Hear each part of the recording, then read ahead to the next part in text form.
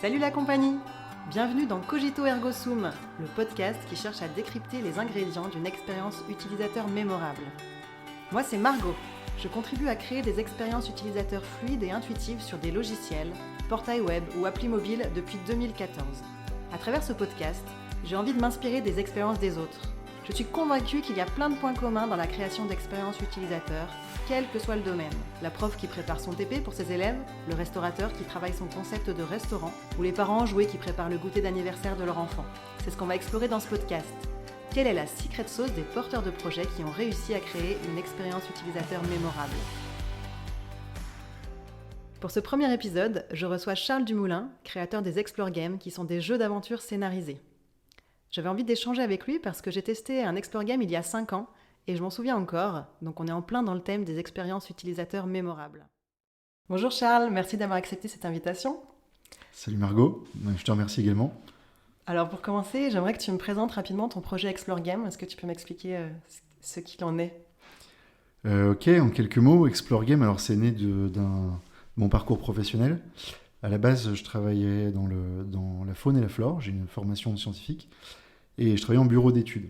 Et ce qui m'intéressait, c'était la valorisation de la faune et de la flore, et communiquer au grand public. Et du coup, quand les smartphones sont apparus, j'ai eu l'idée de créer des jeux de découverte de la faune et de la flore basés sur la géolocalisation, avec des défis, des énigmes, et j'ai commencé comme ça.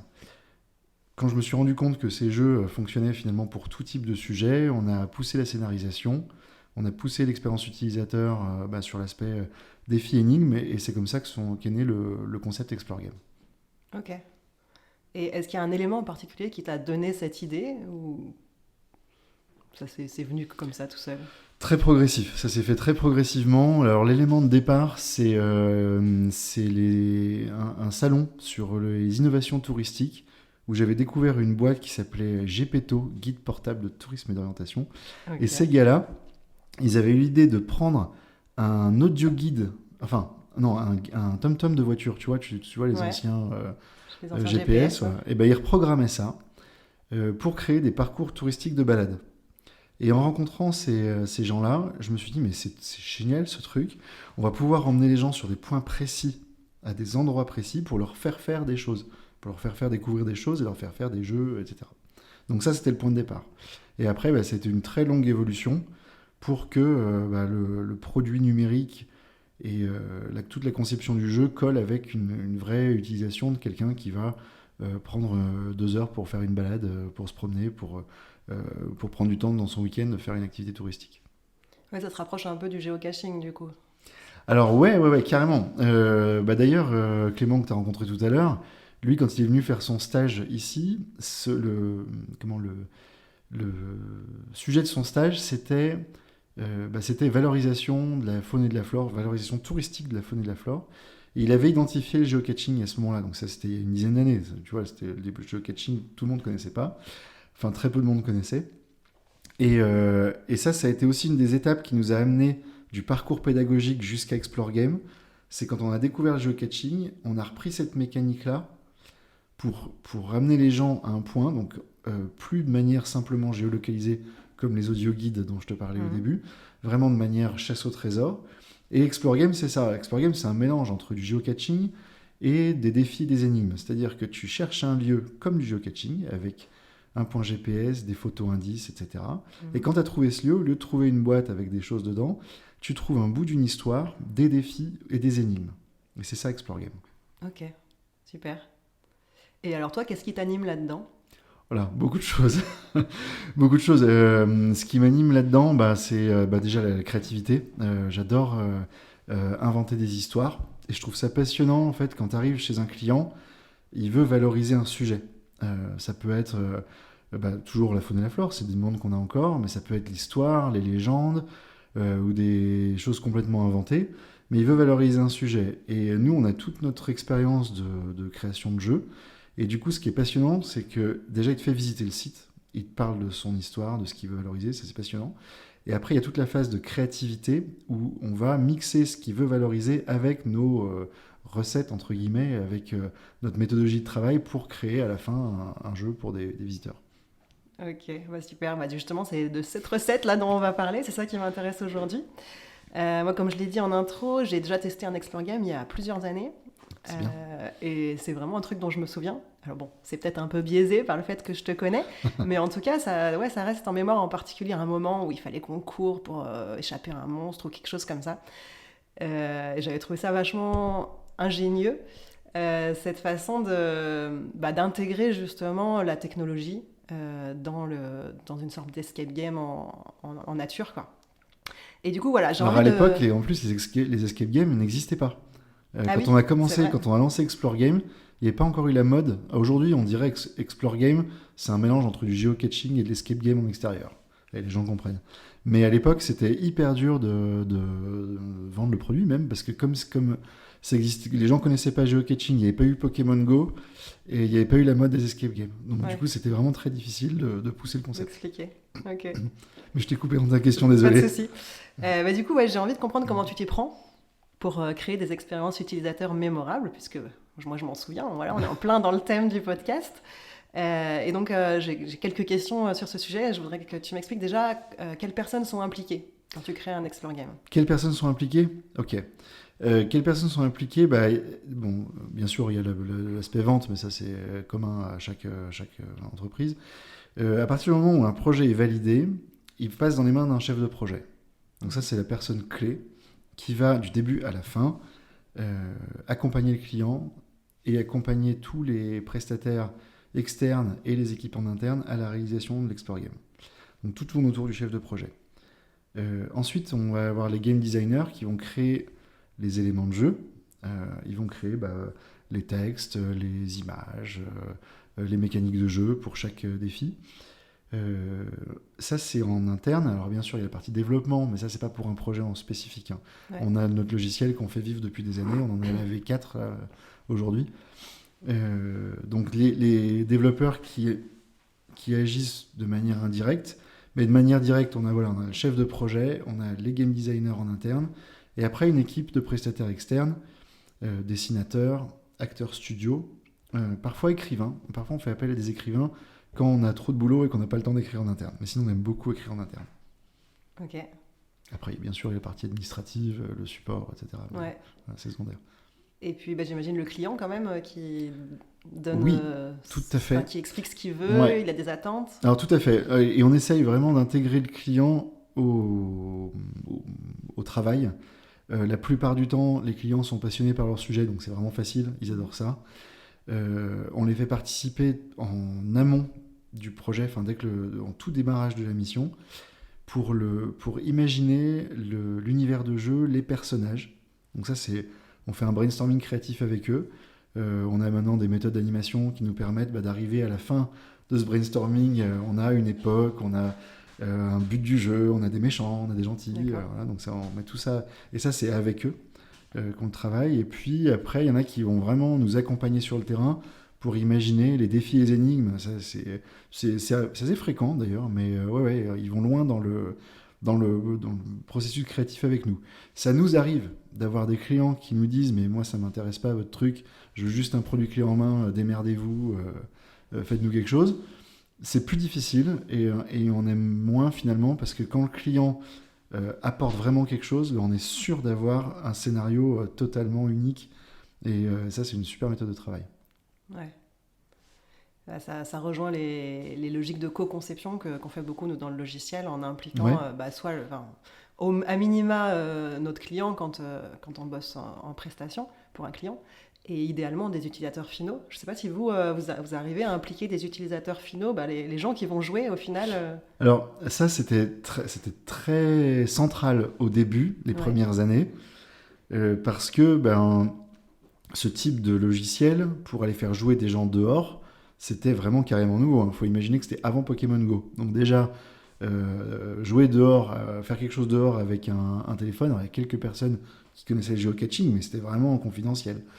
Donc au début, oui, et on a eu des trucs vraiment très drôles.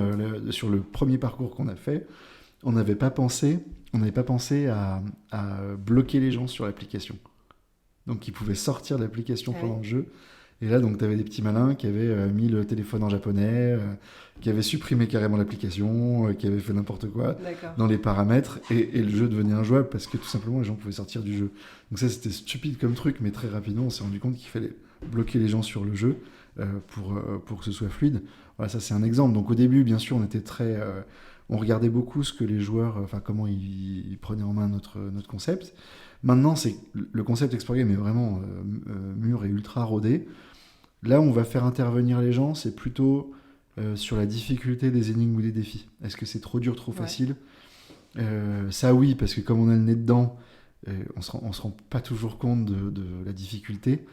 Mais voilà, c'est important pour nous d'avoir ce retour-là. Mais sur l'aspect vraiment fonctionnement logiciel, tout ça, là, maintenant c'est vraiment ultra rodé.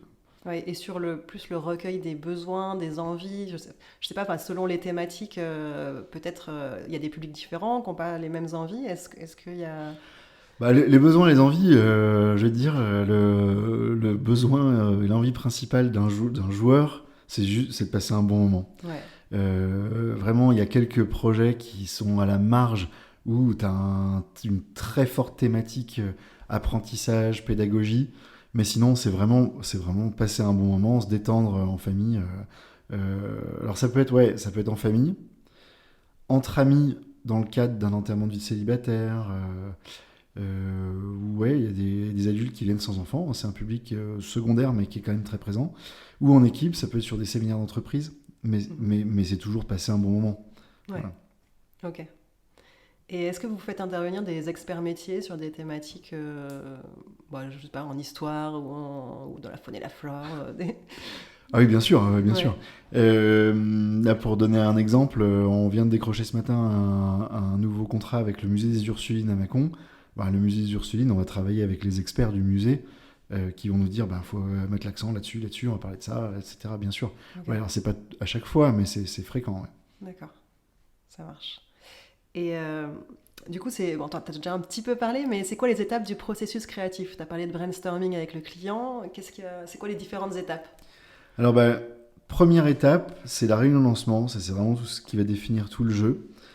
Tu as un temps au bureau, en intérieur, où là, on va vraiment dire au client comment vous voulez qu'on distribue le jeu, c'est pour quel public, vous voulez travailler dans quelle époque, voilà, c'est tout le cadrage. Donc ça, c'est le démarrage.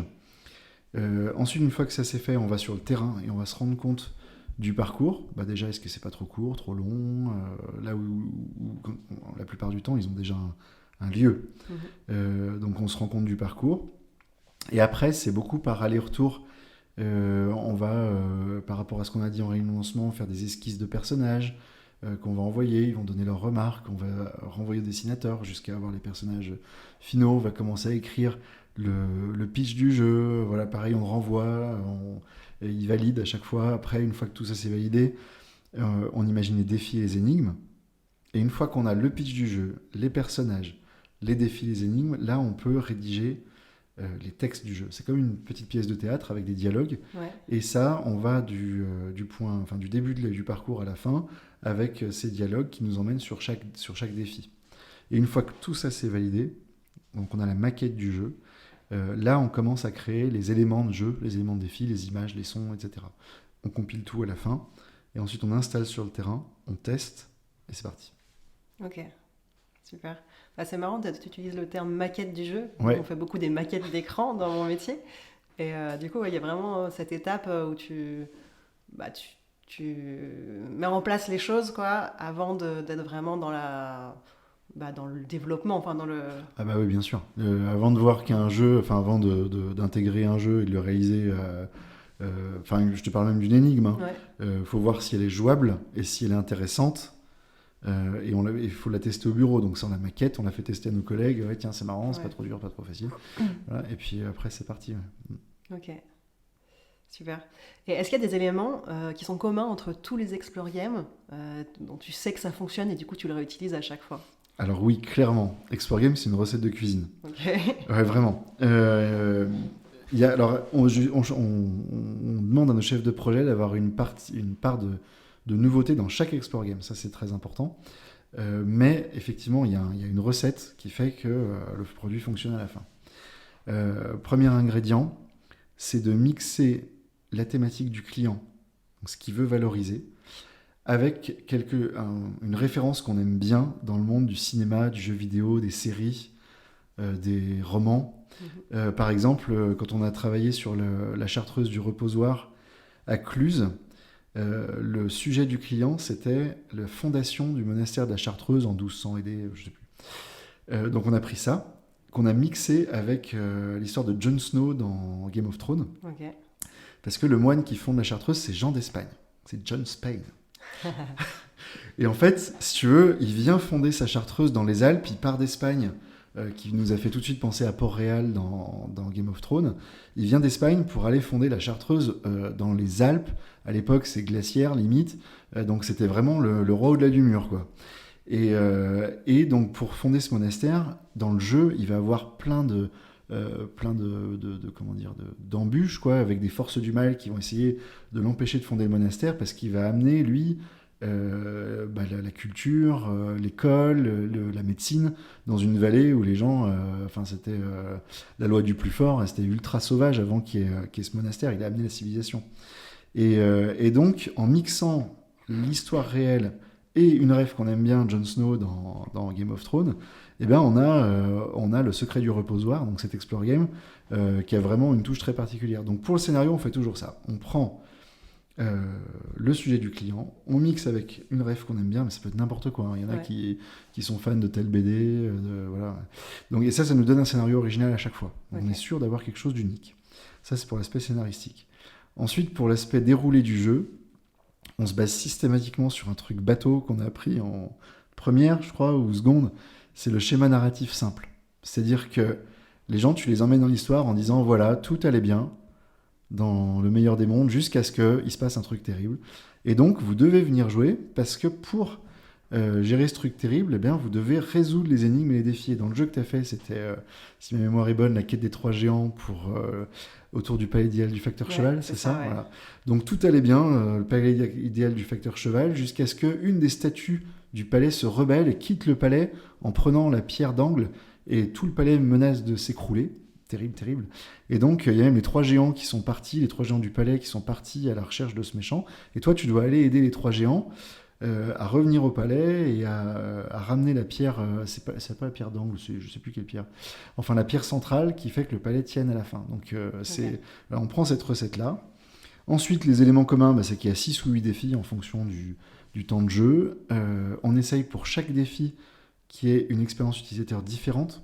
Un défi de réflexion, un défi d'observation, de rapidité, de manipulation, d'écoute. Enfin, on essaie vraiment de faire des défis très variés pour surprendre et puis pour toujours renouveler l'intérêt à chaque défi. Et puis une conclusion. À la fin, on a sauvé le monde et puis on a plus ou moins de points. C'est pas comme dans un escape game où tu es coincé, là tu gagnes plus ou moins de points. Et ça, c'est aussi un élément commun à tous les explore games. Donc c'est vraiment quelque chose de très mathématique qu'on a théorisé en fait au fur et à mesure. On l'a pas théorisé au début et après on a réalisé les explore games. On a fait ça, et après on a compris qu'on faisait ça, et on l'a réappliqué partout. Ok. Voilà. Et des choses comme justement dans celui que j'ai fait, le fait de devoir courir pour échapper, c'est quelque chose aussi que vous réutilisez souvent ou... Alors c'est un module de jeu qui consiste à placer les joueurs sur la carte et à créer des entités géolocalisées. Mais ça, tu peux le tourner de plein de manières. Tu peux faire que les entités géolocalisées le poursuivent, mais tu peux faire qu'elles soient fixes, et tu peux faire qu'ils doivent s'infiltrer entre les entités géolocalisées sans se faire repérer. Tu peux leur faire courir après une entité géolocalisée. Tu peux imaginer des indices à retenir pendant qu'il y a des entités géolocalisées qui font quelque chose. Donc, je ne sais plus c'était quoi la question.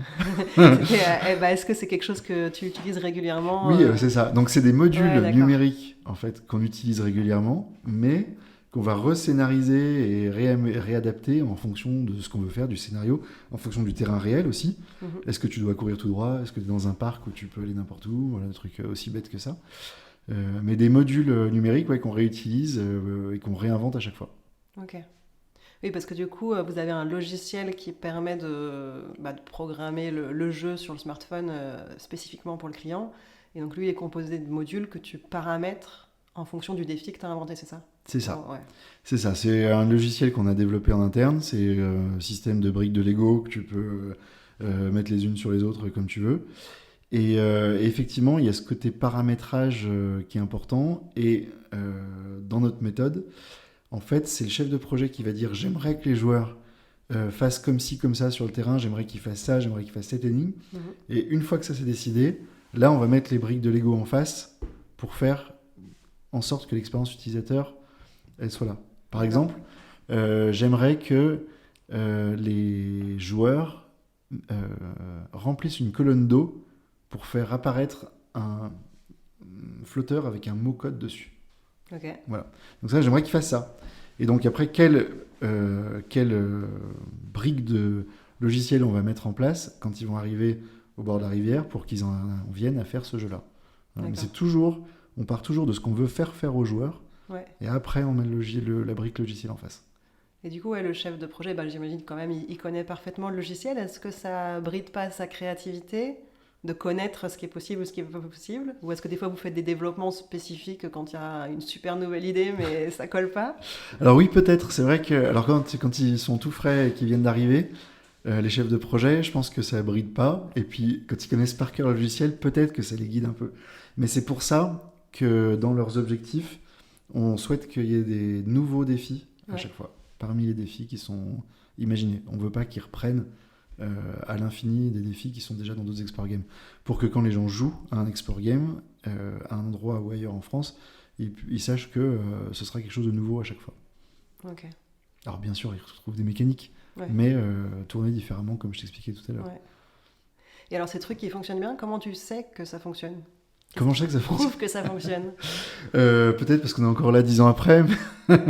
Ce qui prouve que quand on a lancé vraiment le concept Explore Game avec la marque Explore Game, on était ultra attentif sur les avis des joueurs chez nos clients. On l'est toujours, un peu moins, parce que maintenant on sait que les gens ils sont fans, mais au début, quand on a équipé les premiers parcs aventures, des parcs aventures qui faisaient payer les Explore Games, donc ça c'était, fallait pas se louper, les gens ils payaient 15 balles pour jouer. Donc quand tu payes 15 balles fois 4 personnes pour jouer à un jeu, il faut que ce soit bien, tu vois. Et donc on était ultra attentif, vraiment on suivait au jour le jour les commentaires, et comme c'était quelque chose de nouveau, on avait demandé à nos clients de demander à la fin, mettez un commentaire aux joueurs. D'accord. Donc on s'est vite rendu compte qu'on était dans le vrai, parce que les commentaires étaient plutôt très bons, très positifs. Et en fait, pour nous, le Graal, c'est quand le joueur final, il met dans son commentaire ce que nos commerciaux disent au site pour vendre des Explore Games. Parce qu'on va dire, les gens vont passer un super moment, vous pouvez le vendre 15 balles par personne, les gens vont trouver que c'est super, la tablette, l'outil numérique va se faire complètement oublier, et les gens vont retenir ce qu'ils ont vécu, voilà. Et donc, si le discours commercial colle à la fin avec le commentaire des gens, là, on sait qu'on est bon. Okay. Voilà. Alors après, maintenant, on a des systèmes bien plus simples. À la fin de chaque Explore Game, on te demande un nombre d'étoiles directement dans l'Explore Game pour dire est-ce que tu t'es bien amusé, est-ce que la difficulté était adaptée, est-ce que tu as envie d'en refaire un. Ok. Ça rejoint ma question suivante. Oui. C'était justement sur un nouveau projet. Alors là, on imagine un projet qui commence demain. Comment tu évalues la qualité de l'expérience utilisateur sur ce projet en particulier? Bon, tu viens de me répondre en partie, mais peut-être tout à l'heure tu disais que vous testiez à plein de niveaux différents. Si tu peux rentrer un peu plus dans le détail. Oui, alors il y a plein de niveaux de tests. C'était un premier test du jeu au bureau avant de le mettre en place. Ouais. Donc là, c'est un test très pragmatique.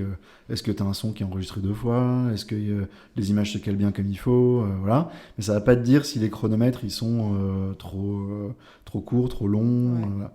Ensuite, il y a le test avec le client une fois que le jeu est mis en place. Donc juste le premier test là au bureau, c'est pour chaque énigme ou quand tu as le jeu complet? Tout le jeu. Okay. Tout le jeu, tu démarres du début. Ouais. On a tous les éléments de jeu devant nous, comme si on était sur le terrain, puis c'est une version test qui n'est pas géolocalisée. Donc on passe tout le jeu en entier de A à Z. D'accord. Et ça, c'est jamais fait par le chef de projet. C'est fait par quelqu'un d'autre. Ouais, ok. Ensuite, donc on met en place avec le client, il y a le test terrain avec le client. Donc là, le chef de projet avec le client, on fait le jeu. Ensuite, il y a le test avec des gens qui ne connaissent pas Explore Games. Et donc, à chaque fois, on a des remarques.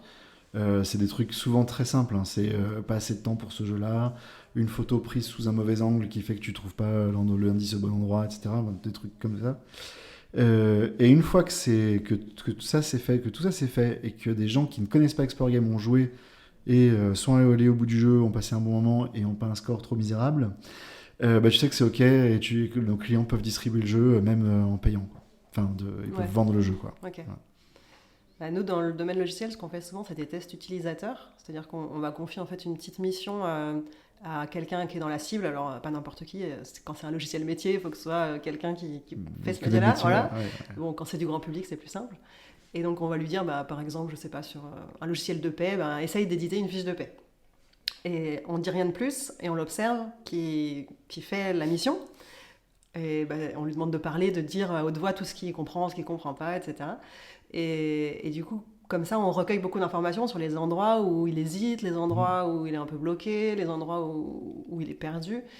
Et derrière, on fait un petit débriefing pour voir ce qui se passe. Ouais. Du coup, toi, ton étape avec des gens qui ne connaissent pas Explore Game, est-ce que ça ressemble à ça ? Est-ce que vous les observez ou est-ce que juste vous recueillez les avis à la fin ? Non, c'est exactement ce que tu viens de décrire. On fait exactement la même chose. Hein. Vraiment, on les regarde jouer, on se met en retrait, on les regarde jouer. Et dès qu'on voit une hésitation, dès qu'on voit un blocage dans quelque chose, on regarde pourquoi, comment. Et d'ailleurs, c'est très drôle parce que quand on a des chefs de projet débutants, qu'on emmène sur le terrain pour faire ça, puis qu'ils vont livrer leur premier projet, ils sont incapables à chaque fois, on dit, mais n'interviens pas, laisse faire. Attends, regarde comment ça va se débloquer ou pas se débloquer.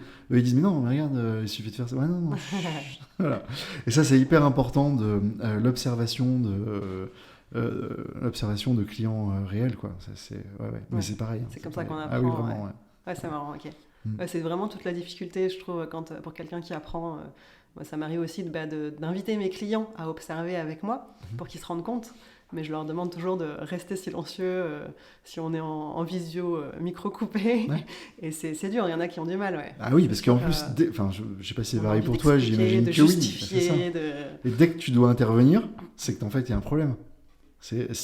Au moment où tu as envie d'intervenir, c'est que tu as mis le doigt sur un truc en général. Ouais. Mais justement, c'est intéressant de voir si tu lui laisses quelques secondes de plus, il va s'en sortir. Ou si vraiment il est bloqué, là, si on n'était pas en test, j'aurais abandonné, je me serais barré, quoi. Et puis il y a peut-être une différence, mais c'est que toi, le logiciel que tu crées, c'est le logiciel métier où les gens vont passer beaucoup de temps dessus. Nous, ils vont passer 1h30 sur Explore Game. Ouais. Donc il faut que la prise en main, elle soit vraiment immédiate, quoi. Si sur 1h30 de jeu, t'as passé un quart d'heure à galérer à comprendre comment ça marche, c'est foiré, c'est foutu, quoi. Donc on est vraiment attentif au moindre blocage pour que les gens sur 1h30 de jeu, ils passent 2 minutes 50 à comprendre comment ça marche, quoi. Voilà. Ouais, c'est vachement intéressant ce que tu dis. En plus, moi je travaille pas forcément que sur des logiciels métiers, c'est vrai que c'est un peu notre cœur de domaine, on va dire, mais des fois je bosse aussi sur des trucs grand public et on voit que c'est pas du tout la même approche et justement il y a cette nuance-là. Est-ce que dans un cas tu vas favoriser le fait d'être efficace, même si la courbe d'apprentissage elle est un peu plus longue, alors que pour le grand public, il faut vraiment les prendre par la main et que ce soit hyper fluide, qu'il n'y ait aucun bâton dans les roues, sinon on sait qu'on perd les gens, quoi. Et en plus, dans le milieu du tourisme, tu fais face à des gens qui ont peut-être un bac plus 5 ou plus, mais qui ont posé leur cerveau, parce que là, c'est samedi après-midi, j'ai pas envie de me prendre la tête. Donc, ils sont en mode... loisir pur. Ah oui, faut que ce soit fluide. Okay. Parfaitement fluide, Cool. On s'approche de la fin. Est-ce que tu mesures si les participants reviennent ou s'ils recommandent Explore Game autour d'eux ? Alors, il y a cette mesure avec les étoiles, effectivement, où on leur demande ce qu'ils ont envie d'en faire un deuxième. Après, on ne sait pas si vraiment ils en font un deuxième. On ne mesure pas parce qu'il faudrait peut-être que nos clients demandent est-ce que vous en avez déjà fait ou pas. Mais on a de plus en plus des retours de clients qui ont des joueurs qui disent avoir déjà fait des Explore Games. Ouais, ça c'est quelque chose qui est... Alors, le concept Explore Game, il est devenu... il n'est pas connu du grand public, ou très peu. Il commence à être connu dans le monde du tourisme, et ça fait 3 années de suite où là, il y a vraiment pas mal de joueurs. Quand je dis pas mal de joueurs, c'est plus de 100 000 joueurs d'Explore Game par an. Là, on en est à 130 000. Je pense qu'on va s'arrêter à 150 à la fin de la saison. L'an dernier, il y en avait 120. L'année d'avant, 100 000 à peu près. Et puis les années d'avant, il y avait, je sais pas, 30 000 ou 40 000 joueurs d'Explore Game sur toute la France. Fait un bon, Ah oui, ça fait un bond. Ouais. Ça fait vraiment un bond. Mais voilà, c'est pas connu du grand public, donc je sais plus. J'ai encore perdu une question, désolé. Est-ce que tu mesures si les participants reviennent ou s'ils en parlent autour Ouais, donc voilà, donc il y a des gens qui revenaient sur Explore Game. Jusqu'à maintenant, c'était rare. Aujourd'hui, ça arrive vraiment de plus en plus et les clients nous disent, il y a des gens qui l'ont déjà fait et qui reviennent. Ouais. Avec la multiplication des lieux, forcément. Ok. Et est-ce que ça vous arrive d'adapter un scénario qui est déjà en place depuis un petit moment et de le changer? Oui, fréquemment. Alors, c'est souvent des micro-adaptations. Je sais pas, un arbre qui est tombé, donc il faut changer une photo, quelque chose qui a été dégradé, qu'il faut recacher un peu mieux pour pas que ce soit vu, des micro-adaptations. Mais il y a peu ou pas d'adaptation majeure, parce que quand un client souhaite faire une adaptation majeure de son Explore Game, en fait, en général, il va créer un nouvel Explore Game. D'accord. La suite de l'histoire, ou une histoire totalement différente. Mais il conserve, et ça, tu vois, c'est marrant, parce que les premiers Explore Game vraiment sous ce concept-là, on les a fait il y a peut-être 7 ans, un truc comme ça, peut-être même 8 maintenant, et ils sont encore en place chez les clients. Il y en a, ça fait 7 ans que ça dure, et ils en ont fait des nouveaux, mais il y a toujours des gens qui n'ont pas fait le premier Explore Game, donc ils le gardent. Ok, ouais, du coup, si on rapproche ça du domaine logiciel, c'est... En gros, on ne ferait pas une refonte globale du logiciel. Par contre, on pourrait rajouter des nouvelles briques, ou un nouveau logiciel à côté qui va aller plus loin. C'est pas tout à fait ça, parce que les refontes globales du logiciel, quand on les fait pour tout le monde. Oui, de votre côté, donc, vous, c'est sur votre logiciel à vous. Mais si je compare la partie jeu des Explore Games avec le domaine logiciel, ok, je comprends. Parce que nous, dans notre domaine, alors c'est peut-être parce que c'est pas encore assez vieux, peut-être qu'au bout d'un moment, tu vois, Jon Snow, on l'aura tous oublié, et du coup, il faudra refaire un jeu. Mais c'est vrai que moi, je travaille souvent sur des logiciels qui ont été développés il y a 10-20 ans, et du coup, c'est trop vieillot en termes d'ergonomie, de design, même de code, et du coup, ils font une refonte des fois pour le développement, parce que le code est plus maintenable, mais ils en profitent pour retravailler l'ergonomie et le design. Et du coup, on repart de zéro, quoi. Et vous, a priori, c'est toujours pertinent le premier jeu, en tout cas avec 7-10 ans de recul, le premier jeu est toujours pertinent. Oui, après, c'est une chasse au trésor, un jeu d'aventure. Donc, chasse au trésor, jeu d'aventure, c'est un truc qu'on n'a pas inventé. Avant, c'était sur papier, et puis même aujourd'hui, tu as des très bons jeux aussi sur papier. Donc, peut-être, oui, bien sûr, qu'une fois que le truc a tourné, je sais pas, 10 ans ou plus dans un site touristique, peut-être qu'ils passeront à autre chose, certainement. Parce que le monde du tourisme est un monde qui a besoin de se renouveler énormément. Donc il faut toujours proposer la nouveauté de l'année, etc. Mais jusqu'à maintenant, on n'est pas sur ces problématiques-là. Okay. Jusqu'à maintenant, même ceux qu'on a fait au tout début, ils ont toujours été maintenus sur l'aspect logiciel. Donc ça a l'air moderne. Quand tu l'utilises sur une tablette actuelle, les sons, les images sont remaniés dans un logiciel qui a l'air plus moderne. Mais finalement, c'est toujours des personnages détourés, des fonds dessinés et des objets détourés et des sons enregistrés. Donc c'est remanié, c'est la même chose. Ouais. Okay.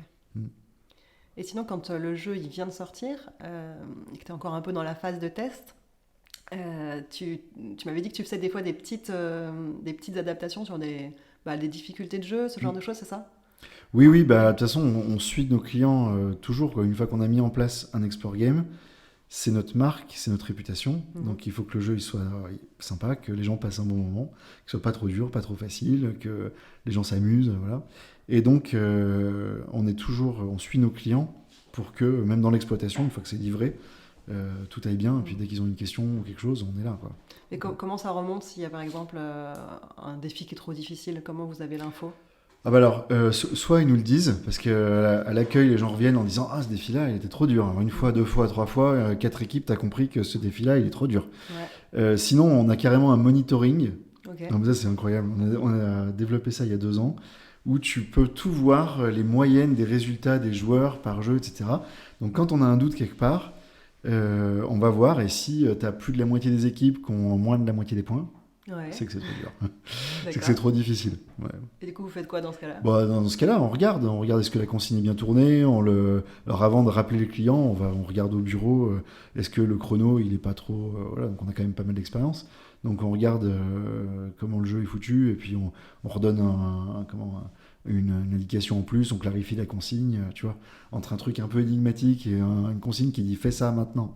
Tu vois, il y a tout un comment dire, il y a un monde quoi entre la phrase énigme et l'ordre donné. Et souvent, en se rapprochant de l'ordre donné, on va rendre un jeu plus facile, et en se rapprochant de la phrase énigmatique, on va rendre un jeu plus difficile. Parfois, c'est simplement ça. Ok, ouais, juste en changeant une tournure de phrase. Ouais. Ok. Mm.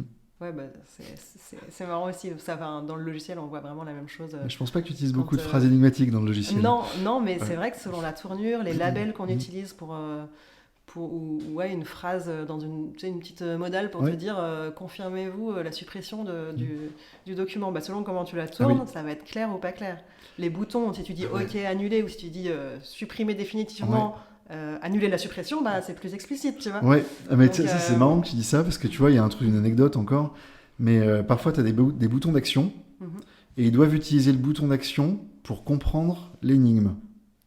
Et donc on leur dit toujours dans la consigne, cliquez sur la loupe, cliquez sur la note, cliquez sur machin et répondez à l'énigme. Avant, on disait voici l'énigme, pour vous aider, cliquez sur la loupe. Sauf que comme c'était la fin de la phrase, d'abord ils faisaient l'énigme, et puis après éventuellement ils cliquaient, ou comme ils avaient déjà répondu, ils cliquaient pas. Mais du coup, on leur dit d'abord clique sur l'indice, vas-y, clique sur l'indice. Et après, tu vois, il y a une énigme. Mais c'est vraiment ça. Hein. C'est en fonction de comment tu tournes le truc. Les gens ils vont réagir totalement différemment. Ouais. Et du coup, ce que vous faites, c'est que vous modifiez directement le truc, puis vous testez pour voir si ça améliore les choses. Enfin, quand tu veux changer le niveau de difficulté, tu le fais en direct ou tu le repré-testes d'abord? Non, on le fait en direct. On le fait parfois même sans en parler au client, puis on voit jusqu'où ça va. Enfin, quand tu as le client qui nous appelle, c'est que vraiment il y a un jeu qui est très très dur. Parce qu'il y en a qui nous demandent des jeux difficiles, hein. Ça peut être faire partie de la demande. Hein. Mais non, ça dépend à quoi on touche. Si on touche à une phrase, on regarde après dans le monitoring si ça a augmenté les scores. Si on va toucher par exemple à des points GPS sur des courses, comme le méchant qui te court après, là tu as intérêt à aller voir sur le terrain pour voir si c'est bien paramétré. Voilà. Ça tu peux pas le voir au bureau, quoi. Ça dépend. Ok. Ça marche. Ouais, non, en fait, j'ai l'impression que ça ressemble un petit peu à du A/B testing. Je sais pas si ça te parle, c'est A/B. On fait ça dans le logiciel, plus sur le site web, où on va pousser deux versions en même temps. Alors là, c'est pas en même temps, toi, c'est l'un puis l'autre. Mais le A/B testing, tu pousses deux versions en même temps, puis les gens, ils vont tomber soit sur l'un, soit sur l'autre. Et tu vois les statistiques, tu regardes les données qui remontent sur l'un et sur l'autre pour voir si, par exemple, dans du e-commerce, tu as un taux de conversion qui est meilleur sur l'un que sur l'autre. En changeant juste un seul paramètre, donc par exemple la tournure de la phrase ou le chrono. Voilà, dans le e-commerce, on a pas trop de chrono, achète trop tard. Remarque, tu rigoles, mais des fois, tu sais, les trucs, il n'en reste plus qu'un, dépêchez-vous. Voilà, tu peux comparer avec ou sans. Et puis voir si t'en as un qui fonctionne mieux, quoi. Donc ça ressemble un petit peu à ça, où tu vois avec la donnée qui remonte automatiquement. Essai-erreur, quoi, aussi. Hein, bien sûr, parce que l'essai-erreur, ça c'est la base de notre métier aussi. C'est l'histoire de l'humanité. Ouais. Ok, cool. Et on s'approche de la fin. Je vais essayer de résumer un petit peu tout ce qu'on a vu ensemble pour essayer de raccrocher ça aux 4 étapes de mon métier. Donc, sur la phase d'exploration, nous, on explore les besoins auprès des utilisateurs finaux. Vous le faites pas trop auprès des utilisateurs finaux, mais vous le faites plutôt avec le client. Et puis, auprès d'experts métiers, ce qu'on fait aussi d'ailleurs quand on est sur des logiciels un peu techniques, on va pas voir que les utilisateurs, mais aussi les experts du domaine. Sur la phase d'idéation, j'ai l'impression qu'on fait à peu près de la même façon, puisqu'on va faire des ateliers de co-conception avec le client. Alors là aussi, nous, on peut faire intervenir des utilisateurs finaux, mais c'est pas systématique. Et en tout cas, on essaye de mettre plusieurs cerveaux en branle pour trouver plein d'idées, plein de pistes, et puis ensuite aboutir à quelque chose qui semble prometteur. La phase de conception, on a parlé tout à l'heure, le maquettage, voilà, on fait des maquettes, on teste. Et ensuite, On va développer vraiment le jeu, ou dans mon cas, le logiciel. Une fois que c'est développé, on va retester le truc pour vérifier que ça fonctionne bien. Et sur les tests utilisateurs, on a vu qu'on avait vraiment la même approche. C'est un bon résumé. Donc c'est cool, enfin, c'est le premier épisode. J'attendais de voir un peu si je sentais bien cette chose-là, que dans d'autres domaines, on avait vraiment cette même approche avec ces étapes qui se retrouvent. Et j'ai l'impression que, en tout cas, pour ton cas, on les retrouve bien. Ok, bah tant mieux. La question, c'était aussi, c'est quoi la spéciale sauce des Expert Games ou de Charles Dumoulin? La spéciale sauce. La spéciale sauce, ouais, la recette spéciale. Alors, ouais, je t'en ai déjà parlé. Ouais. La recette. Moi, si. T'as autre chose à rajouter? Spéciale sauce, okay, ouais. C'est un truc qu'on s'est dit dès le début, vraiment. On s'est dit, ce jeu-là, est-ce que j'irai le faire avec mes potes ou avec ma famille le week-end? Est-ce que moi, j'irai le faire? Ça, c'était la spéciale sauce. Ok. Ouais, on s'est toujours dit ça. Est-ce que c'est assez cool pour que moi je dise ah bah tiens j'ai mes frères et sœurs là ou je sais pas qui tiens on va faire ça cet après-midi. Voilà. Ok. Bah ça du coup c'est une spécificité du côté du grand public. Ouais. Parce que moi dans mon métier justement c'est quelque chose de vachement important qu'on répète, c'est tu n'es pas ton utilisateur. Qu'on essaye de se répéter en tant que concepteur et c'est pour ça qu'on va vérifier auprès des utilisateurs finaux. Mais c'est vrai que quand on est dans le cas d'un projet grand public, on peut se référer à soi-même et dire ok, si moi ça me plaît, il y a des chances que ça plaise à d'autres personnes. Quoi. Ok. Et non, moi ce que j'avais en tête pour résumer la spéciale sauce par rapport à tout ce que tu m'as dit, c'était d'une part le fait d'utiliser les outils du numérique au service d'une expérience physique. Et puis, comme tu l'as dit tout à l'heure, le côté se rattacher à quelque chose qu'on connaît, le Jon Snow, là, l'exemple de Jon Snow, quelque chose qu'on connaît, quelque chose qui va évoquer quelque chose de positif, quelque chose d'amusant dans la tête de tes joueurs. Je pense que c'est un élément assez important qu'on peut garder en tête, à exploiter dans d'autres domaines. Pour le mot de la fin, est-ce que tu peux nous raconter une expérience utilisateur qui serait particulièrement mémorable pour toi? Ok. Ça peut être dans le logiciel ou en dehors, vraiment ce que tu veux. Oui, ça va être dans le logiciel, ouais. Ok. Ouais. C'est le séminaire d'entreprise qu'on a fait avec notre équipe il y a 3 ans. C'était un de nos chefs de projet qui était allé dans une salle de réalité virtuelle. Okay. Et qui avait dit, ouais, c'est trop bien, il faudrait faire ça et tout. Et donc on a dit, tiens, on va faire ça pour le séminaire d'entreprise. Et on est allé à cette salle de réalité virtuelle qui est à côté de Lyon. C'est une des plus grandes d'Europe en plus, donc voilà, on est bien tombé. Et c'était incroyable. Incroyable. On a fait un jeu, donc ils nous mettent le casque sur la tête avec un PC dans le dos, là, dans un hangar immense, donc tu peux vraiment te déplacer, t'es pas attaché à un fil, c'est vraiment hyper bien foutu. Et là, c'était un jeu qui était très proche de Starship Troopers, un vieux film des années 98, là, par là, où tu étais sur le toit d'un bunker et tu devais défoncer plein d'extraterrestres qui venaient t'attaquer en attendant qu'il y ait un hélicoptère qui vienne te sauver, tu vois. Et donc, le toit du bunker, c'était la taille du hangar. Il y avait c'est 300 mètres carrés, 400 mètres carrés, c'est immense. Mais dans le casque de réalité virtuelle, toi, tu voyais que le toit du bunker et l'immensité du désert avec les extraterrestres qui venaient t'attaquer, tu vois. Et là, c'était incroyable parce que c'était vraiment un rêve d'enfant, être plongé dans le jeu vidéo. Il y avait des films comme ça quand on était gamin ou ado, où tu rentrais dans le jeu vidéo. Et là, c'était incroyable. Et alors ça m'a fait un choc. Du coup, alors j'ai craqué, j'ai investi dans le matos, un PC de compète et un casque Oculus.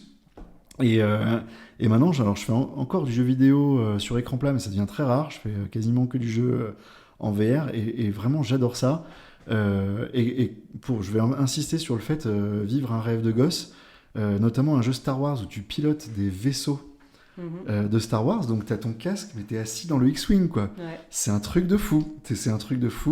Alors, faut passer les quelques premières heures où tu as envie de vomir. Mais une fois que tu t'es habitué, tu peux vraiment jouer de manière très agréable. Et ça, ouais, c'est vraiment une expérience vraiment dingue, je trouve, qui transforme l'expérience de jeu vidéo. C'est exceptionnel. Ouais, donc dans ce cas-là, le côté mémorable il est lié au côté immersif de l'expérience. Le jeu où tu conduis des vaisseaux Star Wars, mais c'est fou. Et puis, au niveau des graphismes, c'est vraiment super bien fait. C'est fabuleux. Ok, super. Et bah, pour la dernière des dernières questions, si tu écoutais ce podcast, j'espère que tu l'écouteras, quelle personne tu aimerais que j'interviewe? Donc, quelle personne t'aimerais entendre raconter sa vision de l'expérience utilisateur, comment il crée des expériences utilisateurs mémorables? Excellente question. Alors, ça va être un peu décalé, parce que ce ne sera pas dans le numérique. Ok. Je voudrais que tu interviewes Damien Saiz. Ça, c'est un chanteur qui était très connu, pareil, dans les années 2000, pour Jeune et Con. Mais il a beaucoup évolué et dans ses textes et dans sa musique, alors, ça ne concerne que moi, je parle que pour moi, mais je trouve qu'il fait vivre une expérience utilisateur parce qu'il t'emmène dans une réflexion qui souvent est vraiment très en décalage avec toutes les réflexions bateau banales qu'on peut avoir aujourd'hui.